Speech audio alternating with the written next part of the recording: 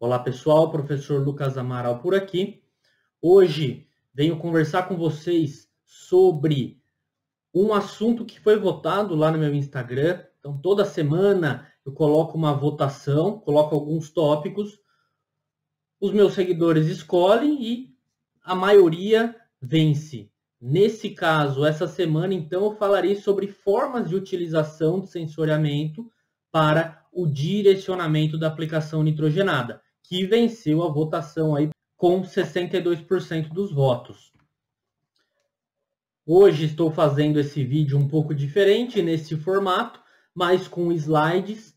Então aproveitei alguns slides que eu tenho aí das disciplinas, fiz uma síntese para preparar esse vídeo para vocês. Então eu vou ficar acompanhando aqui com os slides nesta forma. Então vamos lá, iniciando o assunto, tá? Só para a gente se situar aqui. Então, em agricultura de precisão, geralmente quando a gente fala de investigação da variabilidade, nós temos três principais alvos. A gente pode estar interessado no solo, a gente pode estar interessado na planta ou na produtividade, e a gente pode estar interessado também no produto. Então, principalmente focando em qualidade desse produto. No nosso caso de hoje, estamos interessados na planta. Nós queremos avaliar a planta para pensarmos no direcionamento da aplicação de nitrogênio. E as formas de investigarmos a variabilidade desses alvos, temos basicamente três formas. Podemos fazer amostragens, que a gente já fala bastante aqui no canal, no YouTube, também no Instagram. E a gente pode partir para o sensoriamento. Então aí eu faço duas divisões. Temos o sensoriamento remoto, que hoje convencionou-se aí falar de sensoriamento remoto orbital. E nós temos também o sensoriamento, que muitas vezes também é remoto, mas proximal. Então, podemos dividir sensoriamento orbital e proximal. Hoje, vou focar aqui no sensoriamento proximal. Tá? Embora a pergunta que eu coloquei lá no Instagram fosse para sensoriamento remoto como um todo, imagino o pessoal queira falar também de satélites, de drones, o foco aqui vai ser proximal, sensor de dossel, basicamente. Mas o princípio, a lógica do direcionamento da aplicação de nitrogênio é o mesmo. As estratégias são semelhantes. Então, eu costumo colocar essa divisão aí didática nas aulas. Quando eu falo de sensores proximais de planta, costumo dizer que temos aí os famosos clorofilômetros, para medir teor de clorofila indiretamente na folha. Temos também sensores de fluorescência da clorofila ou dos pigmentos presentes nos frutos, como aqui no caso da uva. É um sensor ainda muito pouco utilizado no Brasil, bastante utilizado na Espanha, em Portugal, exatamente para medir qualidade de uva para vinho. Temos também os sensores ou as tecnologias que nos permitem ter uma ideia de volume da vegetação, imageamento 3D, que são os sensores a laser, os famosos LiDAR. Também ultrassom e hoje também modelagem de terreno com drone. Mas o nosso foco aqui hoje, que eu quero trazer para vocês, são os sensores de refletância do dossel, que eles basicamente visam a estimar um mix entre biomassa e clorofila, resumidamente vigor de planta. É o que esses sensores nos trazem e é basicamente o que a maioria dos produtos do sensoramento remoto, seja orbital ou por drones, nos traz. É uma informação de vigor. NDVI, por exemplo, que muitos falam desse índice de vegetação, é uma informação indireta do vigor da planta. Podemos fazer correlações ou relações com outras propriedades da planta, como altura de plantas, tentar relacionar com ataques de pragas e doenças, mas aí são indiretas. O índice de vegetação, NDVI e vários outros índices captados por refletância estimam aí basicamente variabilidade no vigor da vegetação. Então, pessoal, trago aqui para vocês três exemplos de sensores ativos de refletância do dossel Esse seria o nome mais completo desses sensores. Ativos, porque eles emitem a própria luz modulada, então é independente da luz ambiente. E ele mede a refletância dessa luz no alvo que retorna. Geralmente, nesse caso específico, a gente trabalha com o dossel das plantas. Então, sensores ativos de refletância do dossel, simplificando sensores de dossel, mas por aí o pessoal fala sensor de clorofila, sensor de verde, sensor de nitrogênio. Então, tem 3 modelos aqui, o Green Seeker, o N-Sensor e aqui o Crop Circle, que também recebe o nome de OptiRx. Hoje ele é um outro formato mais quadrado. Temos também um sensor nacional da Falker com esse princípio de refletância do dossel. Então aqui, pessoal, um exemplo. Tá? Então, um mapa aqui em cana-de-açúcar feito com o N-Sensor. Vejam aqui, meu colega Gustavo Portes tirou algumas fotos para mostrar como esse sensor identifica o vigor da vegetação. Vejam essa região onde o valor do índice de vegetação do N-Sensor, na região vermelha, como a cana estava muito menos desenvolvida, menos vigorosa, com menos folhas, é esse caso. Nessa região mais intermediária, temos essa situação, e nessa região um pouco mais verde, ou com índice de vegetação maior, a cultura estava mais vigorosa. Vejam que é a mesma passada da máquina, pessoal. Tá? Então, esse sensor é um ótimo identificador de vigor de planta. E é o mesmo tipo de informação que uma imagem de drone calculando NDVI ou até algum índice baseado só em RGB pode nos dar. É uma informação aí de vigor. A mesma coisa com imagens de satélite, salvo quando trabalha-se com alguns outros comprimentos de onda. Então, pessoal, como esse sensor ele identifica facilmente, sensor, um NDVI, índice de vegetação, diferenciam de forma bastante simples o que é vegetação e o que não é, eu tenho algumas aplicações, como identificação de plantas. Então, identificar num solo sem cultura o que é planta, nesse caso planta daninha que eu quero realizar a aplicação de herbicida, por exemplo, é fácil de ser feito. Realizar a medição de falhas. Se eu estou com o sensor em cima da linha de cana e de repente eu tenho algumas leituras do sensor sem sinal de planta, um NDVI muito baixo, NDVI de solo, de palhada, eu consigo estimar que ali é uma falha. Então, consigo fazer isso. Consigo estimar a biomassa também, obviamente. Se eu tenho relação com vigor, o vigor tem relação com biomassa, e esse tipo de informação, seja com sensor de dossel, drone, satélite, eu consigo identificar variabilidade no vigor. E a partir daí, por exemplo, recomendar ou ter algum tipo de variação na taxa de aplicação de defensivos agrícolas. Direcionar amostragens para tentar identificar por que em alguns locais eu tenho baixo vigor de plantas. Tentar estimar a produtividade e por aí vai. Mas o nosso foco aqui hoje é a aplicação de nitrogênio. Então, vou falar para vocês algumas aplicações, tá? De uma forma bem rápida, sem entrar muito em detalhes. E depois, se vocês tiverem dúvidas, coloquem nos comentários do vídeo, que na medida do possível eu vou respondendo. Tá? Então, esse tipo de sensor ativo, qual que é o principal cenário de uso para ele? O principal uso dele é a aplicação de nitrogênio em tempo real. Então, eu tenho o sensor coletando dado. Na mesma passada da máquina, eu tenho o processador analisando esses dados e tomando uma decisão de quanto fertilizante nitrogenado aplicar. E atrás já tem um atuador fazendo a regulagem de dose. Então, esse é o cenário ótimo dessa aplicação com sensor. Aplicação em tempo real. Embora eu também possa realizar o mapeamento prévio, construção desses mapas em escritório e depois uma aplicação, uma ida para campo dedicada para realizar a aplicação em doses variadas. Tá? Nesse caso, é interessante porque eu tenho mais controle, eu consigo elaborar um pouco mais a decisão. Em tempo real é dependente do algoritmo que eu tenho no controlador. E aqui a gente tem algumas vantagens, né? Numa única entrada eu faço tudo isso. Uma única entrada da máquina eu faço tudo isso. Tenho essa aplicação, então, imediatamente. E também não sou dependente da luz solar. Esses sensores são ativos. Então, eu posso fazer com sol, de manhã, meio-dia, nublado, à noite. Posso fazer em qualquer momento, só com chuva que não. Mas ninguém vai aplicar fertilizante nitrogenado chovendo. Tá? Então, essa é uma grande vantagem. Mas aí a questão principal do vídeo de hoje, que precisa ser respondida. O que vocês me diriam? Onde eu aplico mais nitrogênio? Onde as plantas estão mais vigorosas, mais vistosas, mais verdes?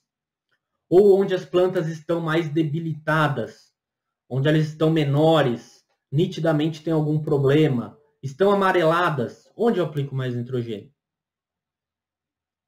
A questão é aquela típica questão do agrônomo. Depende. Depende, pessoal. Porque o índice de vegetação é só um valor. Está representado aqui nessa tentativa por essa linha vermelha. Valor do sensor, que vamos dizer que tem uma boa relação com o acúmulo de nitrogênio na vegetação. Então, onde eu tenho pouca vegetação, eu tenho pouco nitrogênio acumulado na vegetação. Onde eu tenho muita vegetação, tenho bastante nitrogênio já acumulado. Só que nas situações intermediárias, essa situação, eu tenho o mesmo valor de sensor do que essa situação. Só que notem que a diferença aí é marcante. Aqui eu tenho muita vegetação e a vegetação amarelada. Aqui eu tenho pouca vegetação, plantas menores, mas há as folhas muito verdes com bastante clorofila.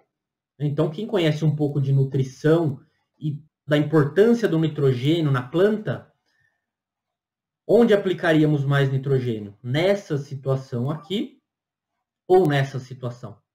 Obviamente é nessa situação aqui. Eu tenho mais plantas, elas estão amareladas, que é um sintoma típico de falta de nitrogênio. Pode ser outros fatores causam amarelecimento também, mas como o vigor da planta está muito alto, talvez se eu aplicar o nitrogênio ali, eu corrija essa deficiência e consiga garantir uma boa qualidade da produção. Já que ela está bem verde, não tem um sintoma de deficiência de nitrogênio. Então talvez ela está com tamanho reduzido por outros fatores. Então aqui eu acredito que eu tenho mais chance de ter um retorno da minha aplicação. Mas a gente não tem uma fotografia no campo. Podemos ter. Tá?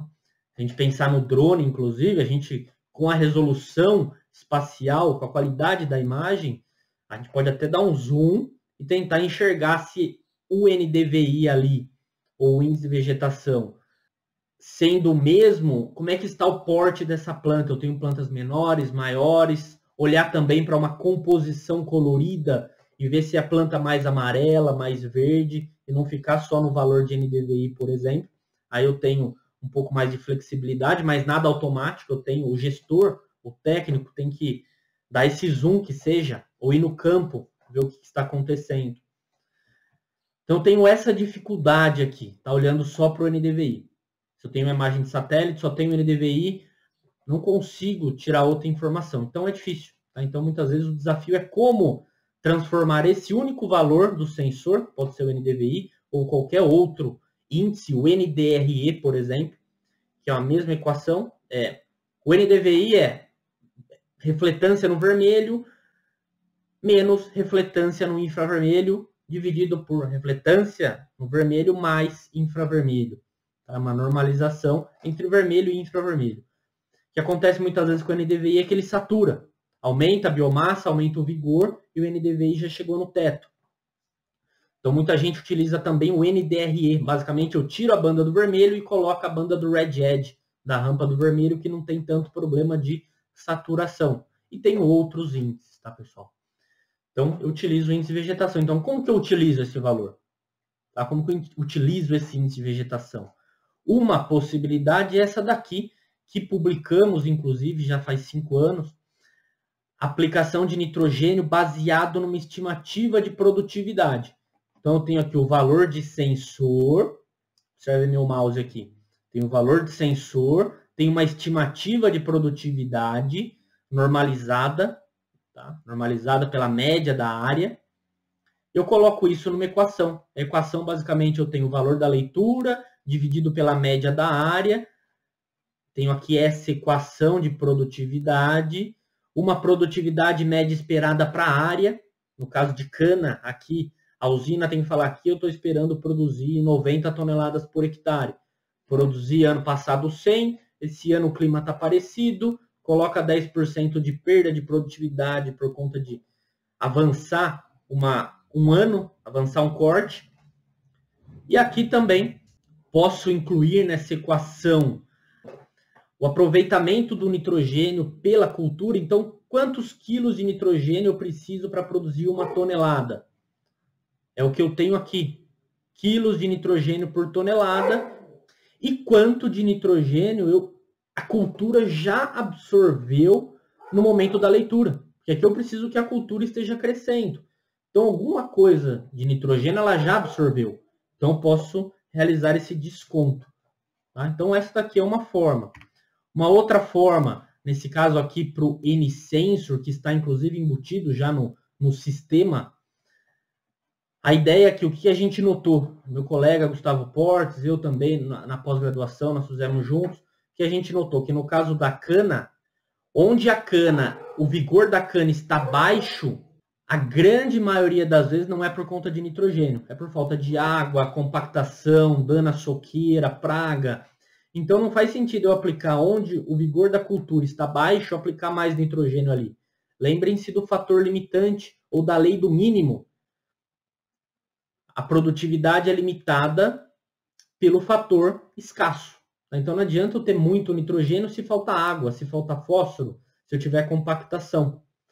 Então nesse caso a gente salva nitrogênio onde a cultura já está fraca, então valor do sensor baixo, e pega esse nitrogênio e capricha onde a cultura está boa, a cultura está vigorosa. Ali a gente tem mais chance de resposta, no caso específico da cana. Tá? Tem culturas que se a gente fizer isso, eu vou dar tanto nitrogênio, muitas vezes a cultura vai querer saber só de vegetar, vegeta, tem mais ataque de praga, esquece de produzir. Tá? Então, depende bastante. Aqui no caso, por exemplo, de algodão, né? Qual estratégia que eu sigo? A primeira aplicação de nitrogênio, valor de sensor baixo, aplico dose alta. Valor de sensor alto, aplico dose baixa. É o oposto do que eu acabei de falar na cana. A cultura está debilitada, capricho na aplicação. A cultura já está bem nutrida, já está vigorosa, eu não aplico. Ou não, faço ao contrário. A cultura está bem nutrida, está vigorosa, eu aplico mais. Primeira aplicação no algodão. Na segunda aplicação, já está mais avançado. O que será que faz mais sentido? Eu posso inverter. Esse aqui foi um trabalho do Rodrigo Trevisan, o trabalho de dissertação de mestrado dele, e ele fez esses testes. Tá? Então, depende muito da situação. Tá? O que ele testou aqui é, num primeiro momento, a cultura está debilitada, eu aplico nitrogênio, tento garantir que não vai faltar, tento recuperar um pouco essa cultura, e depois na frente, aí não, onde tinha que recuperar, já recuperou. Então agora eu capricho mais onde já está mais vigorosa para tentar dar uma turbinada a mais na produtividade. Tá? Essa estratégia aí pode variar. E, na verdade, os trabalhos que começaram com o sensor de dossel propunham a utilização de uma faixa rica em nitrogênio. Então a gente teria ali a área, e em uma pequena parte da área aplicaria logo na semeadura a dose cheia de nitrogênio. Aqui, por exemplo, aqui aplico a dose cheia. Depois, no momento da leitura com o sensor, em milho, V4, V6, até V8, faço a leitura. A cultura está respondendo ao nitrogênio, então eu sei que ela vai responder no restante da área. Faço uma equação para ter a dose que eu vou aplicar no restante da área, geralmente com base numa estimativa de produtividade também. Isso eu consigo fazer com drone, com satélite também, dependendo da resolução espacial.